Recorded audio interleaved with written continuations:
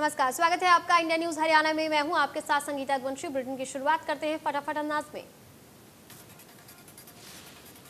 Tokyo Olympic में badminton star PV Sandhu का जीत से आगाज। इजरायल की पोलिकार्पोवा को दी आसानी से मात। आज भारत के पास निशानेबाजी में मेडल जीतने का मौका। Hockey, table tennis, swimming, badminton, boxing में भी मुकाबले।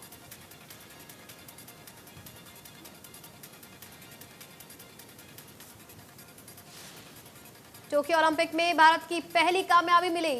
वेट लिफ्टिंग में मीराबाई चानू ने रजत पदक जीता। स्नैच के बाद मीराबाई चानू दूसरे नंबर पर रही। क्लीन एंड जर्क के पहले प्रयास में मीराबाई चानू 110 किलोग्राम उठाने में कामयाब रही। दूसरे प्रयास में मीराबाई चानू 115 किलोग्राम वजन उठाने में सफल रही। तीसरे प्रयास में वो नाकाम रही और रजत पदक से संतुष्ट होना पड़ा। राष्ट्रपति रामनाथ कोविंद ने मीराबाई चानू को बधाई दी। उन्होंने ट्वीट करते हुए लिखा कि टोक्यो ओलंपिक गेम्स में पूरे देश की प्रार्थनाएं और आशाओं के साथ भारत जीत के साथ आगे बढ़ रहा है। सभी अद्भुत प्रदर्शन करेंगे और देश को गौरवान्वित करेंगे।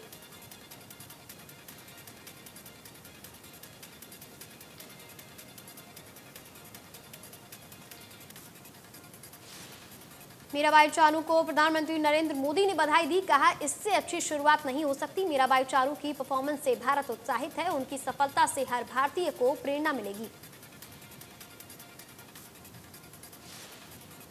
कांग्रेस नेता राहुल गांधी ने ट्वीट कर मीराबाई चानू को बधाई दी। लिखा कि भारत को अपनी बेटी पर गर्व है।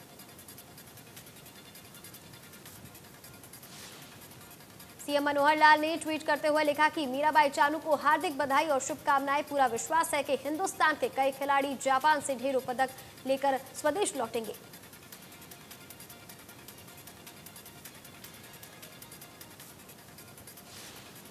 टोक्यो ओलंपिक का भारतीय पुरुष हॉकी टीम ने जीत के साथ किया आगाज। हॉकी टीम ने अपना पहला मैच न्यूजीलैंड के खिलाफ 3-2 से जीत लिया। मैच जीतने से हरमनप्रीत सिंह और श्रीजेश का खास योगदान रहा। दोनों टीमों की तरफ से शानदार मुकाबला देखने को मिला। पहले क्वार्टर फाइनल में भारत की तरफ से पहला गोल रुपिंदर पाल सिंह ने किया, तो वहीं न्यूजीलैंड की तरफ से पहले क्वार्टर में केन रसेल ने गोल कर टीम को बराबरी पर लाकर खड़ा कर दिया।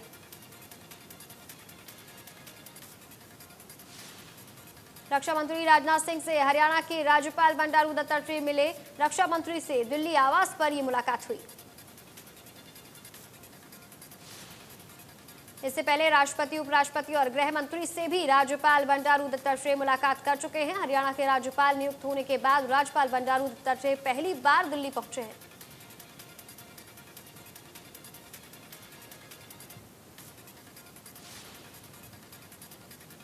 आरोपी की डॉक्टर ने साथी कर्मचारियों के साथ ओपीडी का बहिष्कार करके युवती पर केस दर्ज करने का पुलिस पर दबाव बनाया। पुलिस ने युवती और उसके साथ आए युवक के खिलाफ केस दर्ज किया।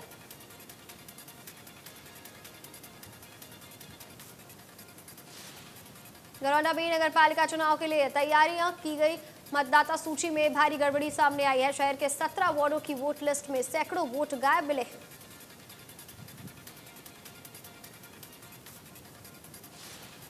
बाकी जारी की गई मतदाता सूची पर 500 से ज्यादा मतदाताओं ने अपने वोटों को लेकर के दावे और आपत्ति दर्ज करवाई है। कई वार्डों में वोट कटने और शिफ्टिंग का आंकड़ा भी काफी बड़ा है।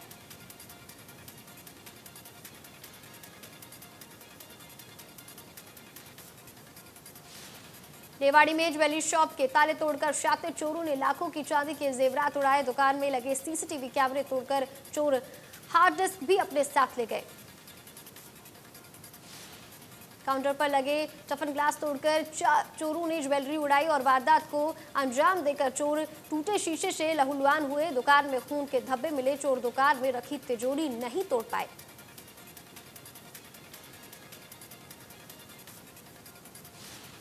पूरे प्रदेश में वन महोत्सव चलाया जा रहा है। इस कड़ी में भिवानी के गांव कुंगड़ के राजकीय कन्या वरिष्ठ माध्यमिक स्कूल में वन महोत्सव का आगाज किया गया। एसपी ने त्रिवेणी लगाकर अभियान का शुभारंभ किया। छात्राओं के बीच पहुंचकर पुलिस कप्तान को अपने स्कूली दिनों की याद ताज़ा हो गई। उन्होंने अपने अनुभव साझा किए और सभी से पौधारोपण अभियान को गति देने की अपील की।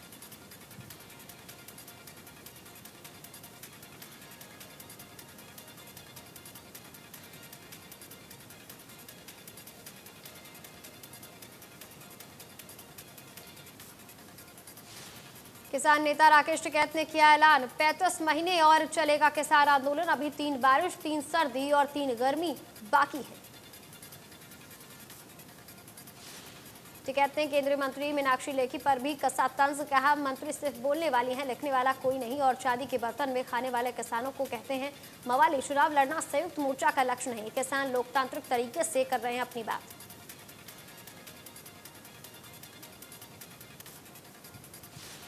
पूर्व सीएम ओपी चौटाला का बयान आया सामने। उन्होंने कहा अब किसान आंदोलन लंबा नहीं चलेगा, संसद सत्र में विरोध के बाद सरकार को कानून वापस लेने पड़ेंगे। किसानों और सरकार में टकराव पर बोले ओपी चौटाला, लोग प्रदेश सरकार से नाराज, सरकार के त्यागपत्र देना ही पड़ेगा। टोल पर किसानों को समर्थन देने पहुंचे थे ओपी चौटाला।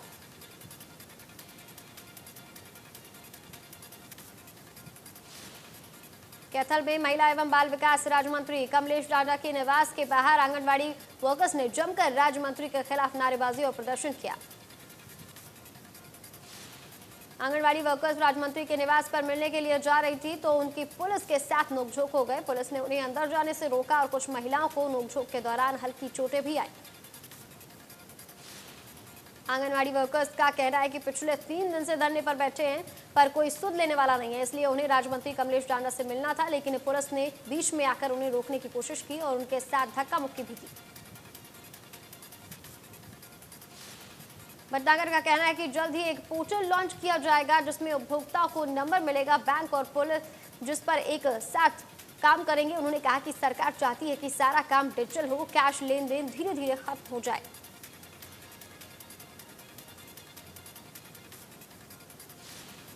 कैथल में इंडिया न्यूज हरियाणा की खबर का बड़ा असर देखने को मिला है। डीसी प्रदीप दहिया के आदेश पर गांव रसूलपुर अधिकारी पहुंचे और सरस्वती ड्रेन की सफाई करवाई।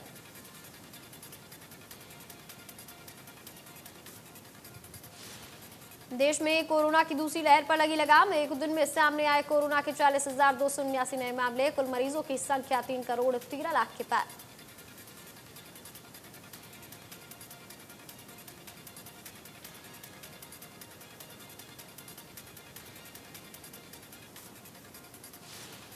देश में एक दिन में 541 मरीजों की हुई मौत। अब तक कोरोना से 4,20,585 लोगों ने गंवाई जान।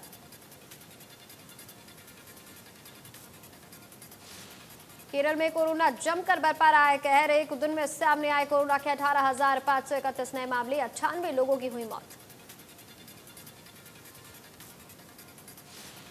कर्नाटक में कोरोना की दूसरी लहर पर लगी लगाम। 24 घंटे में मिले 1,897 नए मामले, 29 लोगों की हुई मौत। तमिलनाडु में 24 घंटे में मिले 1,819 नए मामले। एक दिन में 27 मरीजों की गई जान। राज्य में अब एक्टिव केसेस की संख्या 24 से 25,000 के पार। महाराष्ट्र में एक दिन में मिले 6,269 नए मामले। 24 घंटे में 224 लोगों ने कोरोना के चलते गंवाई जान। दिल्ली में कोरोना के नए मामलों में भारी गिरावट। 24 घंटे में मिले 66 नए मामले। दिल्ली में एक्टिव केसेस की संख्या 587। उत्तर प्रदेश में फिर मिले 38 नए मामले, 1 की मौत। कुल मरीजों की संख्या 17,08,000 के पार। प्रदेश में भी कोरोना के नए केस पर लगी लगाम। एक दिन में मिले 13 नए मामले। 24 घंटे में 1 की मौत। एक्टिव केसेस की संख्या 740।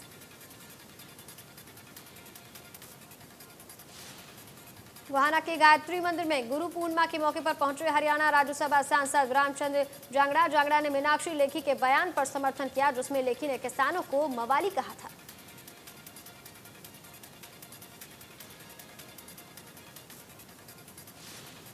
जांगड़ा ने कहा जो धरने पर बैठे हैं वो नशेड़ी और मवाली हैं। वहीं पंजाब में सीएम कैप्टन और नवनियुक्त प्रदेश अध्यक्ष नवजोत सिंह सिद्धू के मन मुटाव पर भी उन्होंने चुटकी ली। उन्होंने कहा पंजाब में कांग्रेस में चल रहा उनका कोई हरियाणा में कोई प्रभाव नहीं पड़ेगा। यमुनानगर में बिजली निगम की विजिलेंस टीम सहित बिजली विभाग की कई टीम सक्रिय है जो बिजली चोरों को पकड़ रही है। छापेमारी के दौरान नए नए खुलासे हुए। लोग बिजली चोरी के अलग अलग तरीके इस्तेमाल कर रहे हैं। चोरी करने वाले लोगों पर बिजली विभाग के अधिकारियों ने ₹1.25 करोड़ तक का जुर्माना लगाया। बिजली चोरी में रिमोट से बिजली मीटर की रीडिंग कम करने में लोग पीछे नहीं हट रहे हैं। बिजली विभाग ने भी इनको पकड़ने के लिए मुहिम छेड़ दी है। विभाग ने अधिकारियों की निरंतर कार्रवाई के चलते एक दिन में ही 5 ऐसे लोगों के खिलाफ कार्रवाई की है जिन्होंने अपने मीटर से छेड़खानी की थी। सिरसा लघु सचिवालय के सामने धरना देने वाले किसानों पर मामला दर्ज। महामारी अलर्ट सुरक्षित हरियाणा के नियमों का उल्लंघन करने के आरोप में मामला दर्ज हुआ है। 11 नामजद सहित 400 किसानों के खिलाफ मामला दर्ज। अनशनकारी बलदेव सिंह सिरसा सहित 10 लोगों पर नामजद मुकदमा दर्ज कर लिया गया है।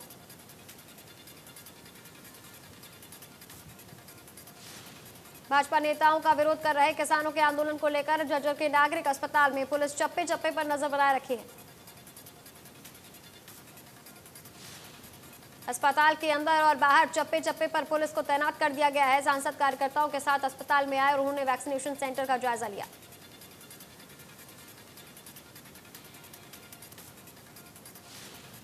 सुप्रीम कोर्ट से खोरी के लोगों को कोई भी रियायत नहीं मिलने के बाद नगर निगम ने एक बार फिर से खोरी गांव में तोड़फोड़ शुरू कर दी है। कल ही नगर निगम ने सुप्रीम कोर्ट में 1 महीने की तोड़फोड़ के लिए मोहलत मांगी थी। खोरी के लोगों की अपील को खारिज करते हुए सुप्रीम कोर्ट ने नगर निगम को तोड़फोड़ की कार्रवाई के लिए 4 हफ्ते का वक्त दिया।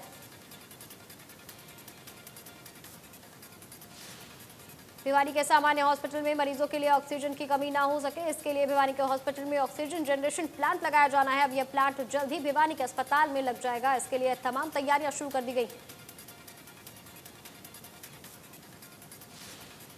दूसरी लहर के दौरान लिया था प्लांट लगाने का फैसला। मंगलवार को ही ये प्लांट ऑक्सीजन की पूर्ति करने के लिए तैयार है। वहीं भिवानी डीसी जयवीर सिंह आर्य ने बताया कि प्लांट अब बनकर तैयार हो गया है।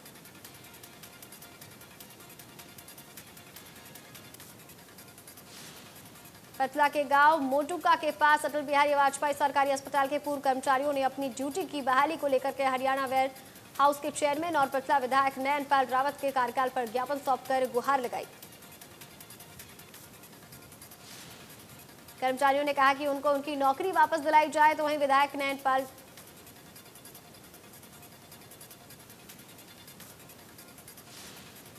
कर्मचारियों ने चेतावनी दी कि जिले में मंत्री मूलचंद शर्मा और कृष्णपाल गुर्जर को भी ज्ञापन सौंपा जाएगा। करनाल से यमुनानगर जाना अब आसान होगा क्योंकि हरियाणा सरकार ने करनाल यमुनानगर नई रेल लाइन परियोजना को मंजूरी दे दी है। नई रेल लाइन को मंजूरी मिलने से करनाल और यमुनानगर का सफर न सिर्फ आसान हो जाएगा बल्कि 2 जिलों को बीच सीधा संपर्क हो पाएगा। लंबे समय से इस रूट पर रिपोर्ट तैयार की जा रही थी, लेकिन अब इस रेल लाइन को मंजूरी दे दी गई है। सड़क मार्ग करनाल से यमुनानगर का काफी तंग परिवहन अब आसान हो पाएगा। दादरी के कॉलेज रोड पर ओवरलोड वाहनों का प्रतिदिन जाम लगा रहता है। शाम ढलते ही ट्रकों की लंबी कतारें देखने को मिलती हैं। गुरु पूर्णिमा का त्यौहार श्रद्धा और धूमधाम से मनाया जा रहा है। सुबह सवेरे से ही लोग अपने गुरु को पूजने के लिए वस्त्र, फल और फूल लेकर पहुंचे। फरीदाबाद में बड़े ही धूमधाम से गुरु की पूजा की गई। ऐसे में हिंदू शास्त्रों में गुरु की महिमा का बखूबी बयान किया गया है। कोरोना महामारी के बाद एक बार फिर जिले में दिव्यांग छात्राओं के लिए इंस्टीट्यूट खोल दिए गए हैं। रोजाना पढ़ने के लिए जा रही, लेकिन 1 महीने तक पढ़ाई ना होने के चलते अब थोड़ा मुश्किल हो रहा है उनको पढ़ने में। छात्राओं का कहना है कि इंस्टीट्यूट के स्टाफ ने उनकी काफी मदद की है। कुछ टीचर्स ने हॉस्टल भेजकर उन्हें यहां पढ़ाई कराई है, लेकिन हॉस्टल में कंप्यूटर न होने की वजह से उन्हें काफी दिक्कतों का सामना करना पड़ा। नशे का कारोबार करने वाले 5 लाख के इनामी बदमाश विजेंद्र उर्फ लाला को पुलिस ने गिरफ्तार कर लिया है। बारिश के कारण घग्गर नदी में पानी पहुंच गया। सिरसा में करीब 22,000 क्यूसेक पानी नदी से आ रहा है। इसमें से 15,000 क्यूसेक पानी घग्गर के संबंधित नहरों में सप्लाई किया जा रहा है। सिरसा में बारिश काफी कम हुई, लेकिन नदी ने बारिश की कमी पूरी कर दी है, जिससे किसानों ने अब राहत की सांस ली है। वहीं प्रशासन पूरी तरीके से अलर्ट नहीं है। अगर नदी में पानी बढ़ता है तो बाढ़ की संभावनाएं भी हैं और तलहटी में खेती करने वालों किसानों को काफी नुकसान हो सकता है। प्रधानमंत्री किसान सम्मान निधि के तहत आपत्रों को रिकवरी के नोटिस भेजे गए, जिससे किसानों में खलबली मच गई है। उप निदेशक कृषि विभाग कार्यालय की ओर से किसानों को पैसे की रिकवरी के लिए नोटिस जारी किए गए।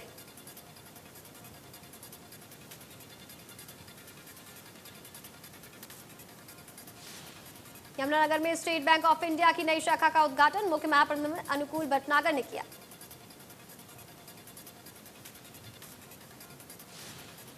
गुरुग्राम के वैक्सीन केंद्र पर लगी लंबी लंबी कतारें, लोगों को वैक्सीन की कमी के चलते लंबी कतारों का सामना करना पड़ा। गुरुग्राम में करीब 150 से ज्यादा वैक्सीनेशन सेंटर बनाए गए हैं, लेकिन काफी समय से केवल 5 से 7 वैक्सीनेशन सेंटर्स ही देखे जा रहे हैं। अलवर राष्ट्रीय राजमार्ग 24 एटेनू में राजस्थान सीमा तक स्टेट हाईवे का दर्जा देते हुए इसका चौड़ीकरण किया जा रहा है। इसके साथ ही पुनाना कोट थाना पुनाना से शिकवा मार्ग को भी नए सिरे से बनाया जाएगा। डिप्टी सीएम दुष्यंत चौटाला ने कहा कि फिरोजपुर छिरका के लोगों की कॉलेज से मांग लंबे समय से पेंडिंग चल रही है, इस साल के अंत तक उसे पूरा कर दिया जाएगा। इसके साथ ही डिप्टी सीएम ने कहा कि रामलीला मैदान की 4 दीवारों गौशाला में उपकरण खरीदने एवं कम्युनिटी सेंटर बनाने के लिए 25 लाख रुपए की राशि दी जाएगी। हरियाणा के मुख्यमंत्री ने राज्य के कर्मचारियों और पेंशनर्स के लिए महंगाई भत्ते की दर में बढ़ोतरी की घोषणा की है। मुख्यमंत्री की घोषणा के बाद कर्मचारी खुश नजर आ रहे हैं। इसके साथ ही कर्मचारी मुख्यमंत्री और सरकार का आभार व्यक्त कर रहे हैं।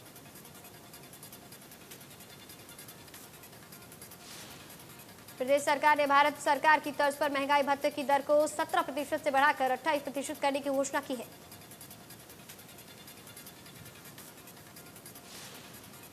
एक जुलाई 2021 से लागू होगी बढ़ी हुई नई दर।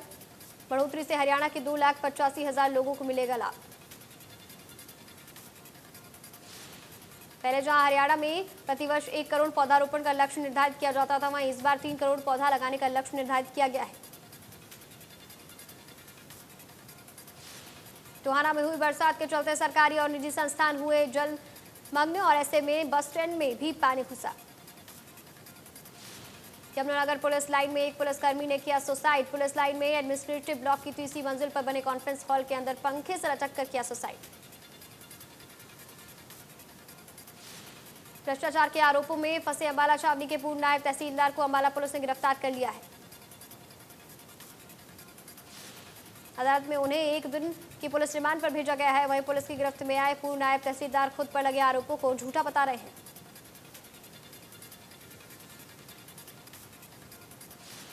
फरीदाबाद में ओलंपिक में गए खिलाड़ियों का उत्साहवर्धन करने हेतु व्यापार मंडल ने रैली निकाली।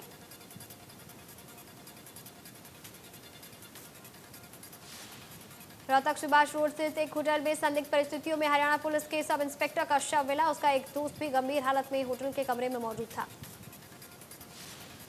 मौत के कारण का अभी खुलासा नहीं हो पाया है। पोस्टमार्टम रिपोर्ट आने के बाद ही मौत के वास्तविक कारण का पता चल पाएगा। सरकार ने घटते जल स्तर को लेकर के सरकारी परिस्थितियों और बाढ़ग्रस्त इलाकों में भूजल और किसानों की फसलों बाढ़ के पानी से बचाने के लिए लाखों रुपए के बारे में सिंचाई विभाग ने सरकार का लाखों रुपया तो खर्च कर दिया, लेकिन बरसात के बाद इन बोरों के काम का सुध नहीं ली।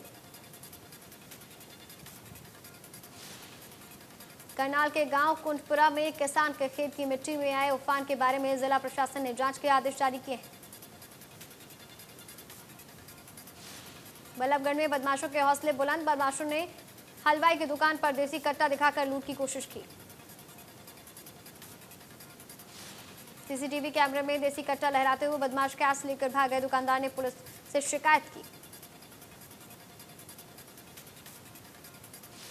जम्मू कश्मीर के बांदीपुरा में सुरक्षा बलों और आतंकियों के बीच जारी एनकाउंटर में 2 आतंकी मार गिराए गए। इन आतंकियों की पहचान अभी तक नहीं हो पाई है।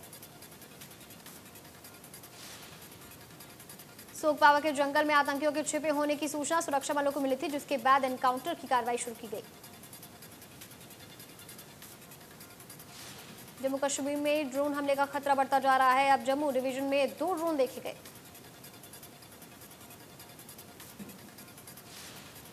टिकटॉक स्टार और बीजेपी नेता सोनाली फोगाट का किसानों ने किया विरोध। बीजेपी के बाल मंडल की कार्यकारिणी की बैठक के लिए सोनाली फोगाट को हिसार पहुंची थी। 12वीं के रिजल्ट से पहले बोर्ड ने जारी की परीक्षा की तारीख। 26 जुलाई को आएगा रिजल्ट। बोर्ड अध्यक्ष प्रोफेसर डॉक्टर जगबीर सिंह ने बताया कि सेकेंडरी और सीनियर सेकेंडरी की एक विषय में कंपार्टमेंट या अंकदार परीक्षा को 18 अगस्त को कराई जाएगी। उन्होंने बताया कि एक विषय से अधिक विषयों की परीक्षाएं 19 अगस्त से शुरू होकर 1 सितंबर 2021 तक संचालित कराई जाएंगी। कैथल उपायुक्त ने जिला नागरिक अस्पताल में बनने वाले पीएससी सेंटर का निरीक्षण किया।